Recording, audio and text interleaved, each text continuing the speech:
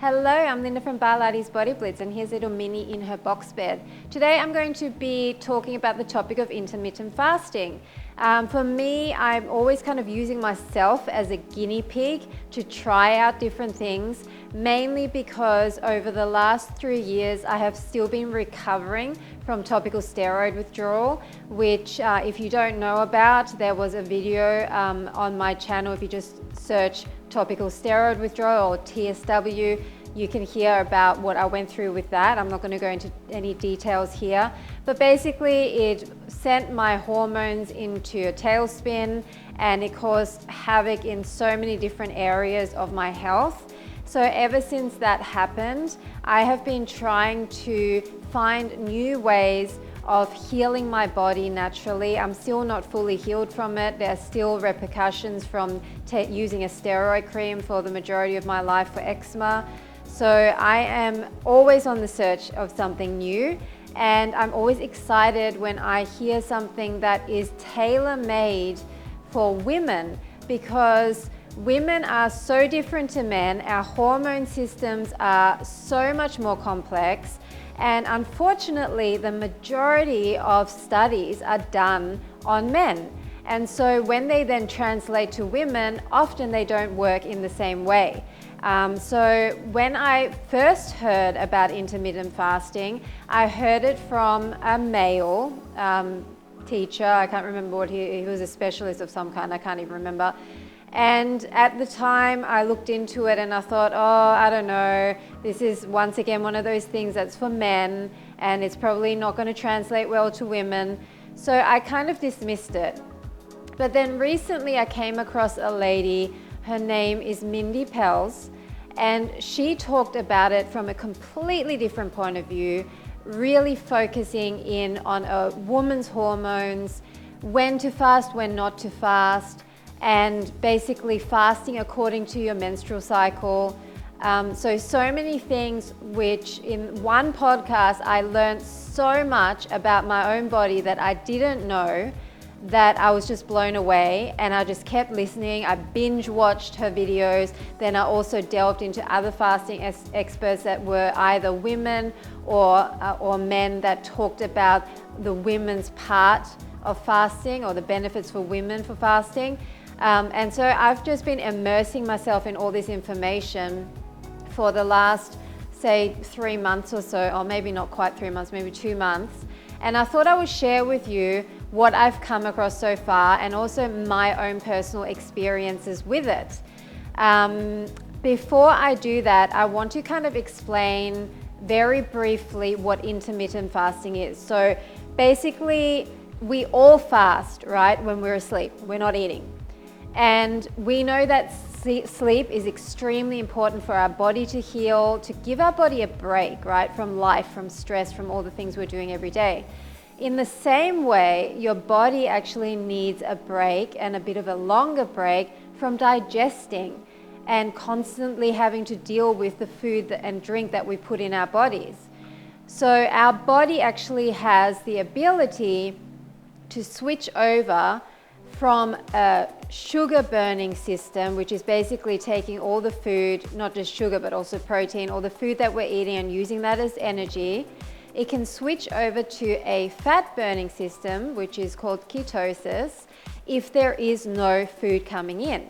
And it can actually do this equally well. It can work equally well from a sugar burning perspective, or glucose burning perspective, and a fat burning perspective. It's just that we never, or very rarely, give our bodies the chance to switch over and use fat as fuel for a longer period of time.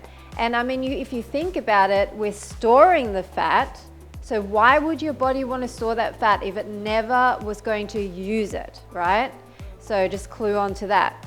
And going back to our ancestors who share our exact biology, they hunted and they gathered food, and often there would be periods of time where there was famine.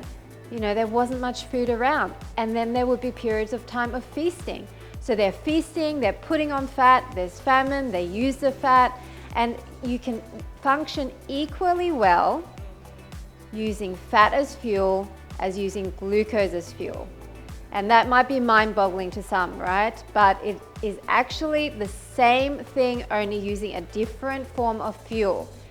We have psychologically been conditioned by the diet industry or the food industry to believe that we shouldn't go without food, you should eat 6 more meals a day, never go hungry, that's terrible because then it's going to eat up your muscle. All of these things that they have been trying to tell us, which are not true. All you have to do is think about, what did they used to do back in the day? Did they have food in abundance all the time when they were hunting animals and eating berries and nuts and vegetables? No, they didn't. There were often times where they had to go hungry. And why is it that they were able to survive and eventually became into the civilized human beings that we are today?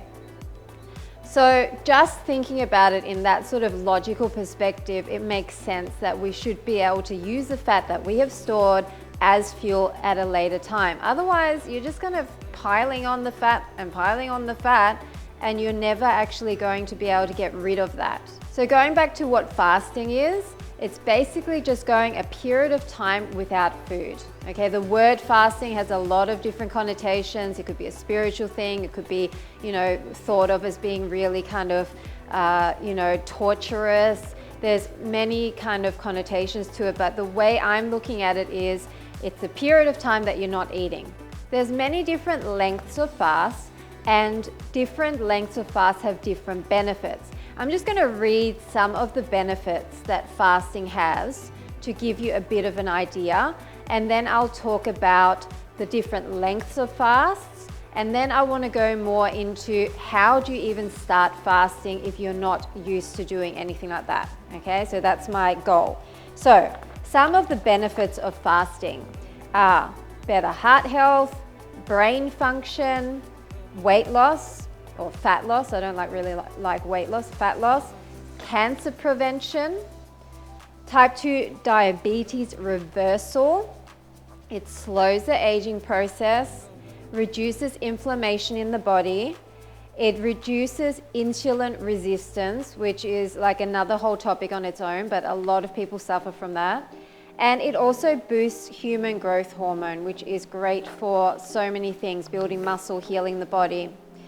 So the different types of fasts are, the first one is just called an intermittent fast, and it can be anywhere between 13 to 15 hours. I would even say 13 to 17 hours. Now, 13 hours is actually not a long time. Say you finish eating at 7 o'clock at night, have your dinner and finish at 7, and don't eat again till 8 o'clock the next morning for breakfast. That's a 13-hour fast.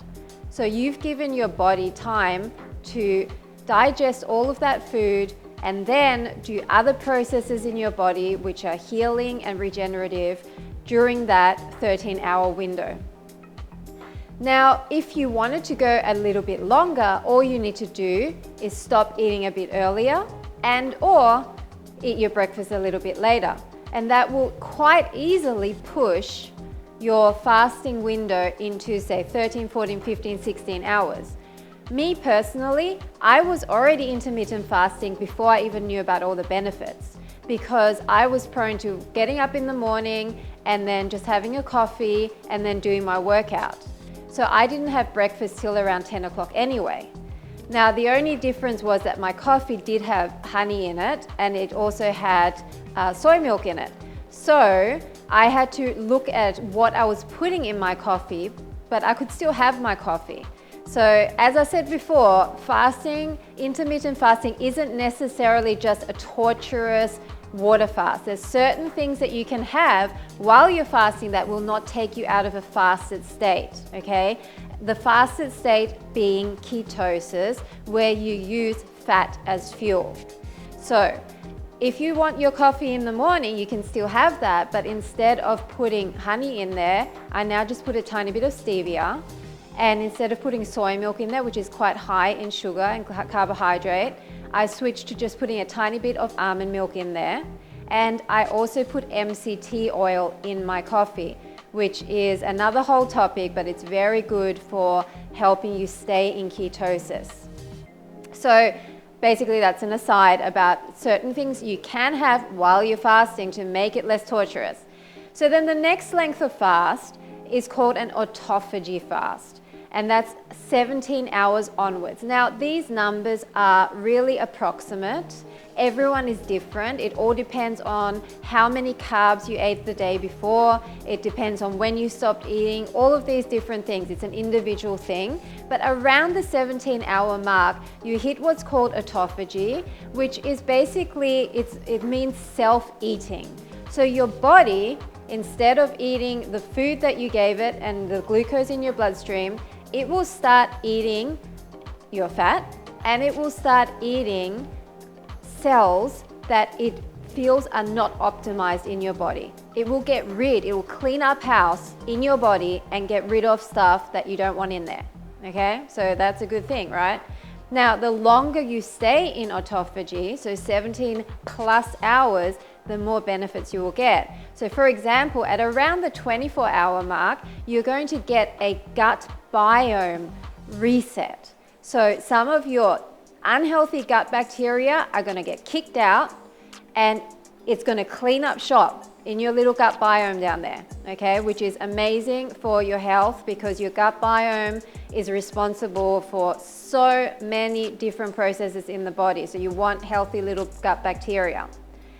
After that, some experts say that a 36-hour fast is the sweet spot for burning stubborn fat, especially stubborn belly fat. Okay, the stuff that's around the organs, the visceral fat that pushes out your belly, the dangerous fat that causes all sorts of disease, it will start to eat away at that. Okay, that's 36 hours. Now, if you can go longer, the 48-hour mark is a complete dopamine reset, which is crazy because it's cleaning up all these cells, and your gut is actually responsible for producing up to 70% of your serotonin and dopamine. So if your gut is healing and healthier, you will get this dopamine reset, which means that everything you eat after that point is going to taste so much better. So if you're addicted to sugar and you're addicted to just junk food, processed food, which, by the way, these companies make them addictive. They spend thousands or millions of dollars in laboratories to figure out the best ratios of all of the chemicals and the fat and the sugar to make you keep wanting more. So it's not your fault. It's literally these companies that are doing this to us. And then once your little gut guys get a taste of this yummy, delicious food that gives you all this dopamine, that's when they want more and more and more. So your cravings are actually from the gut bacteria asking for more of the things you've been feeding it. So by the 48-hour mark, you're killing off so many of these gut bacteria, which gives you a reset. So then when you start eating again, food that before may not have equaled as yummy with the processed food, so the healthier food may not have tasted as good in the past, it will taste good again. But you've got to then make the decision to eat the healthier food and teach your little guys to want the healthier food, not go back to the processed food. If you start eating KFC again after your 48-hour fast, then your guys are going to want KFC again, okay? Unfortunately, it's the way it goes. But if you reset your dopamine and you get that delicious natural food, your guys will be like, okay, this is what we want. This is good for us. Okay, so that's the 48-hour mark. And then if you want to keep fasting longer, say 72 hours, which is just 3 days. I know I say just, but it's 3 days of your life, people. It's not really that long. And you get fasted snacks, and I'll link below all of the different snacks and things that you can have, or a video about it. If you manage to do 72 hours, that's where you really reset your entire immune system. Your body will start producing systemic stem cells, which is just crazy. So stem cells are the little cells that can turn into any type of cell in the body where it needs healing, and it will start healing it, okay? So I haven't gone into all of the scientific reasons why these processes are happening, but I will link videos below where you can go and check it out. The fact is that fasting is one of those things that is actually good for everyone. You know, there's often diet plans that people will say, oh, everyone needs to do this, or everyone needs to do that, and eat a certain way. I don't believe that there's a certain way for anyone to eat, okay? So the eating side of things can be very individual. What foods you tolerate, what foods you like, what foods are good in particular for your system can be very individual. But in terms of fasting from food, I don't believe that's individual. I believe that everyone can do with a break from eating because biologically we are designed that way, okay? So be a guinea pig like me. So what I did, just briefly, I started off changing up my coffee. So I was already fasting 15 hours without even knowing I was fasting 15 hours, okay? So I made sure I didn't eat anything after dinner, which sometimes can be the case. For a lot of people, dinner and then eating snacks on the sofa watching Netflix is a common occurrence, right? So, or even just something really small, like eating an apple or something like that, that's not even bad. But just eating after dinner had to be cut out because that gives me a longer period of time to fast and give my body a break. So I stopped eating after dinner, had my breakfast after I finished working out, which was around 10 o'clock. So I was already doing, say, a 15, sometimes 16-hour fast, depending on what time I finished eating. So then going to the autophagy fast, which was around 17 hours, wasn't really that difficult. I just had to eat a bit later in the morning or have my dinner a little bit earlier. Wasn't that big a deal. And remember, this is all something you can ease into. If you're the sort of person that literally eats for the majority of the day, right up until bedtime, maybe it's midnight, and you only really have a 7-8 hour window where you're not eating, then going 15 to 17 hours is totally, may totally seem out of reach. And that's fine. You start where you are at, and you just slowly increase the window of not eating, okay? Now, the other thing I forgot to mention is, or I'll mention it now, is that ghrelin is a hormone that is responsible for hunger signals in your body. When you get hungry is determined by when you usually eat, okay? You are not starving to death, I promise you. You're not starving to death. Even slim people have enough fat to keep them going for months without eating, okay? So when that hunger hormone spikes, you think, oh my goodness, I'm gonna die if I don't eat something, right? But no, if you leave it alone, drink some water, drink a coffee, whatever it is, give it half an hour to an hour, it will go down. And your hunger level at that point will be the same as if you had eaten and then spend a few hours, doing something else. So it's a lie. That hormone is lying to you. You do not need food. You can actually ignore that and say, no, I'm not feeding you, and it will go away. It'll go, okay then. And if you ignore it day after day after day, it gets the picture and it stops annoying you and stops getting triggered at breakfast when you're not having breakfast anymore. It may still get triggered at lunch or at dinner because you're still feeding it then, but you can make it go away. Secondly, the thing that will stop you from getting really hungry is eating more fat. And once again, psychologically, we do not want to eat fat because we've been trained that fat is bad, that it's going to make you put on weight. No, it doesn't, I promise you. Fat, and I'm talking good fats, I'm not talking about all of your rubbish oils. I'm talking about avocado oil or avocados. I'm talking about nuts, seeds. I'm talking about even butter or ghee, which is clarified butter. Definitely MCT oil. So there's many different ways you can get healthy fats. Olive oil, obviously. Macadamia nut oil. There's so many ways. Fatty fish. So those sort of foods are going to make you feel satisfied. Carbohydrates, especially refined processed carbohydrates, will make you hungrier. It's a known fact. They've done studies on it. You will just feel hungrier when you keep eating carbs. If you pair carbs with fat and some protein, that will help. But the fat is really the key. Just think about it. You can't sit there and eat a whole block of butter. You literally throw up. But you can easily eat a whole plate of fried rice or eat a whole bag of potato chips without even touching the sides, right? The potato chips, you can easily eat a bag. So think about that. Maybe start adapting your diet so that you find it easier to then go into the fasting window. You ready?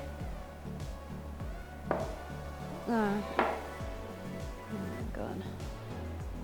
Okay. You go there, and you go here. Yeah. Oh, sorry, darling. There you go. Yeah. We have an elusive visitor. I don't think he's going to stay for long, but I'm trying to get him to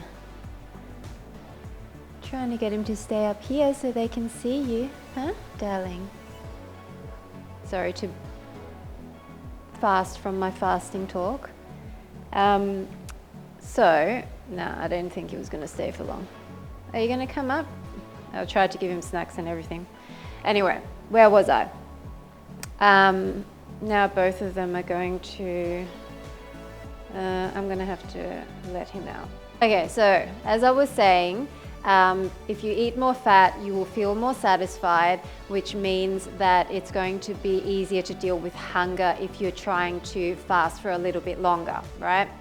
Okay, so going back to what I did, I then started fasting a bit longer. Then I thought I would go for a 24-hour fast. I made a mistake that day of going for a long bike ride as well as doing a workout in the morning. So I kind of used up every last little bit of my glycogen stores.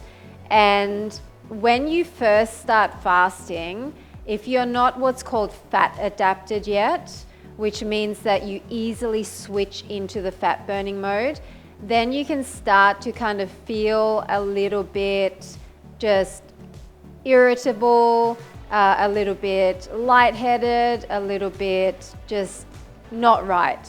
Some people actually call it keto flu, which is an interesting way of putting it, but your body is kind of detoxing and it's going through this stage where it's saying, feed me, come on, what are you doing to me? And it's not the best, but once I got through kind of the first, say 20 hours, it kind of went away and I was fine. I finished my 24-hour fast. It was a little bit of a struggle, but I was actually genuinely surprised at how easy it was. I was one of those people that always had snacks in my bag, always had food on the ready, never wanted to go without meals, definitely lived by that whole eat little and often thing.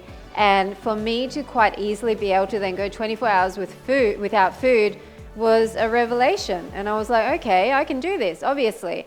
And me being me, I went straight into it head first, plunged into the deep end and decided, right, so now I'm going to do a 48-hour fast. So I learned all of the tips and tricks and techniques of what I could have during the fast to kind of help me lengthen it and not make me feel like I'm going to die. And my next fast, after having a few days of just doing the normal intermittent length, was a 48-hour fast. And by that time, my body had become more fat adapted. It took me probably about 2 weeks where I was more easily switching back and forth between the sugar burner and the fat burner mode. And so when I came to the 48-hour fast, after about the 17-hour mark, I felt totally fine. I was energized. I could do all the things that I usually would if I was eating normally. I did my workout. I filmed in the afternoon. I had plenty of energy to do everything else that I wanted to do. And I was really surprised. So when it came to 48 hours, I was thinking I could easily go to 72. I didn't that night because I had a social engagement that I had to go to, so it would have been weird and rude and antisocial for me not to eat. But I just felt like, yeah, I can easily do this. So then from that point on, in the period of a month, I did mostly intermittent fasting. I did about 3 24-hour fasts and I did 2 48-hour fasts. I didn't go to the 72-hour mark because I did get some symptoms from fasting that much. And it wasn't until I started researching even more and found more different specialists talking about it that I realized I just went in too quick, way too quick. And especially my skin being still very sensitive because of TSW, it reacted to a few things I was doing because I was changing so many things at the same time. I also changed my eating to a more of a keto style eating. So it was just a lot for my poor body to deal with in a short space of time. So I decided not to do the 72 hours yet. I decided to cut back and mostly just do intermittent fasting.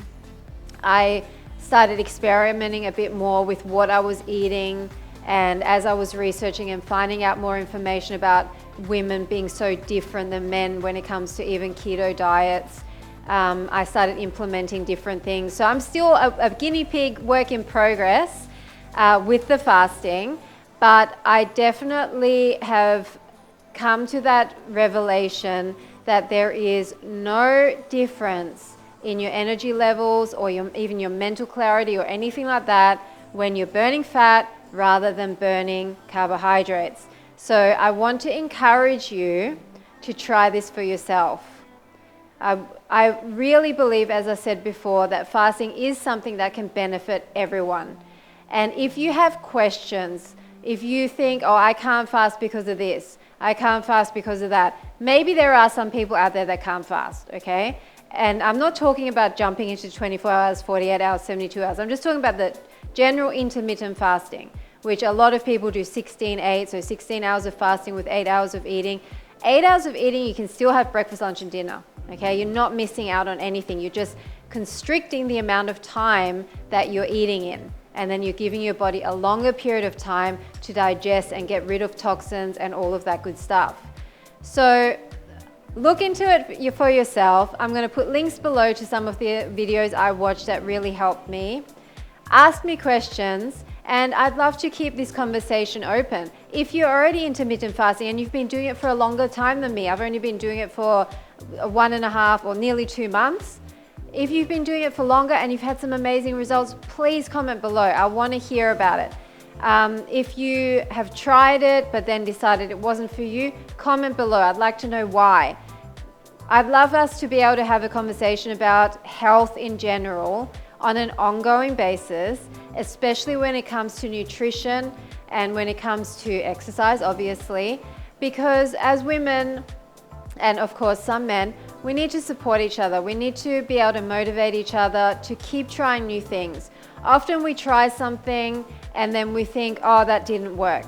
But maybe there was just 1 or 2 little things that we didn't know that stopped us from being able to get the results that we thought we were going to get. And then we just ditched the whole topic or ditched the whole protocol and decided to move on to something else. Let's try and figure it out together. What's the best way for us women, especially, to eat? And I didn't go into the whole fasting and eating according to your menstrual cycle, which is another whole topic, and it's very important. But the videos I'm going to link below will talk about that, okay? So it's one of those ultra important topics, knowing how to exercise and how to eat according to your cycle. And it's not just menstruating women, it's also perimenopausal, menopausal and postmenopausal women that can benefit from eating and exercising according to your hormones. You have more hormones forever. It's not just to do with menstruation. You will have hormones forever. So if you know how to treat your lady hormones and don't try to make a man's protocol fit your woman's body, then you're going to have much better luck at getting rid of that belly fat, at being just full of energy, being more motivated, having that dopamine reset, and just loving life, right? Loving life more. So that's kind of all I've got to say for today, but as I said, questions below. Please subscribe to the channel if you haven't already. I know a lot of my viewers of my workouts don't subscribe. It's something like 60-70% haven't subscribed. Really appreciate it if you could subscribe. Like the video if you like the content, and I look forward to talking to you again very soon. Bye for now.